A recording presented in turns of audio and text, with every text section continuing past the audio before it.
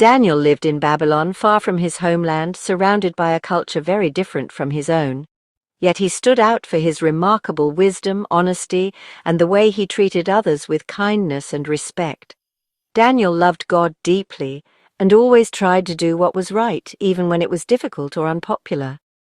King Darius noticed Daniel's hard work, his loyalty, and his dedication, and trusted him above all others in the kingdom.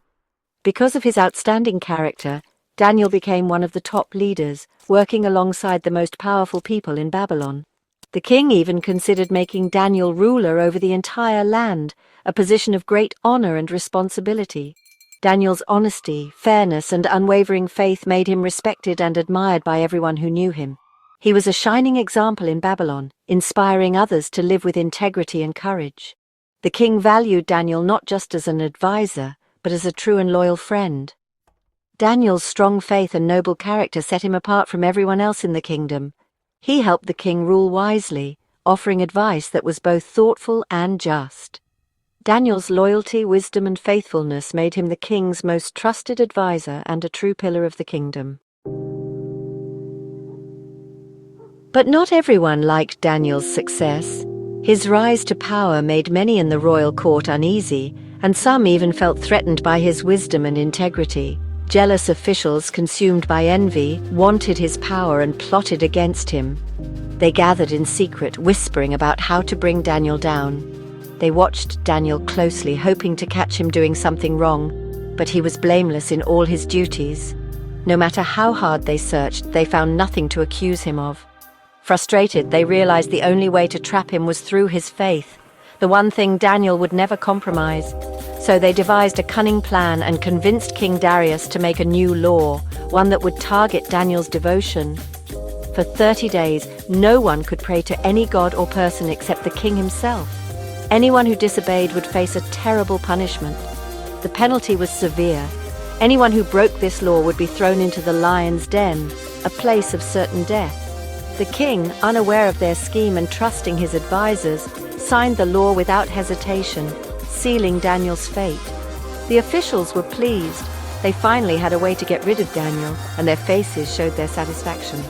The law was unchangeable, written in stone, and not even the king himself could take it back. Daniel's faith was about to be tested like never before. The trap was set, and everyone waited to see what he would do.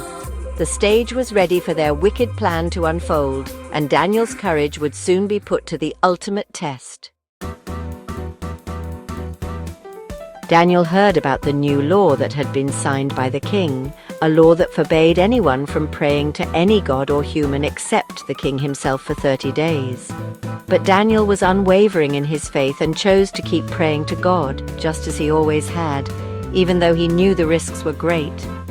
He knelt by his window, facing Jerusalem, and prayed 3 times a day, openly showing his devotion and trust in God despite the threat of punishment. The jealous officials who had plotted against Daniel caught him in the act and rushed to tell the king, eager to see him punished. King Darius was heartbroken. He valued Daniel deeply and respected his wisdom, and he tried everything he could to save him from this terrible fate.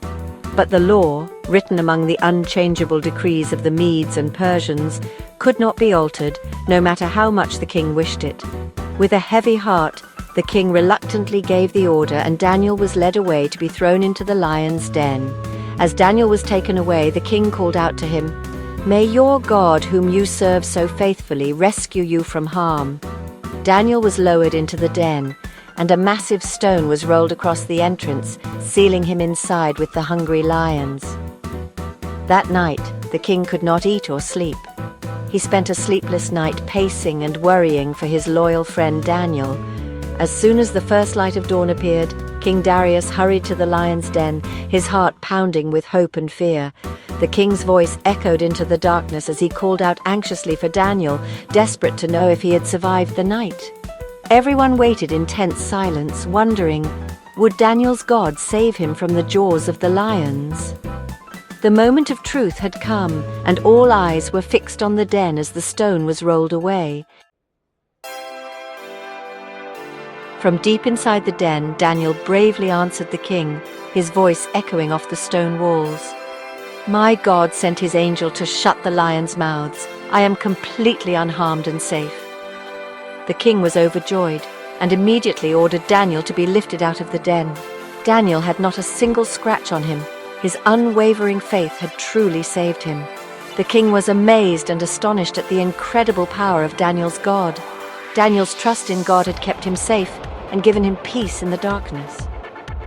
The fierce lions had not touched him, not even once.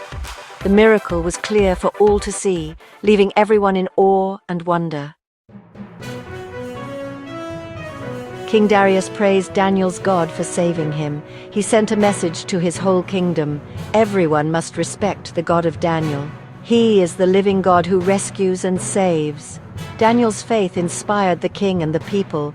God's power was known throughout the land. Daniel's courage changed hearts. The story of Daniel and the lion's den became a legend of faith and trust.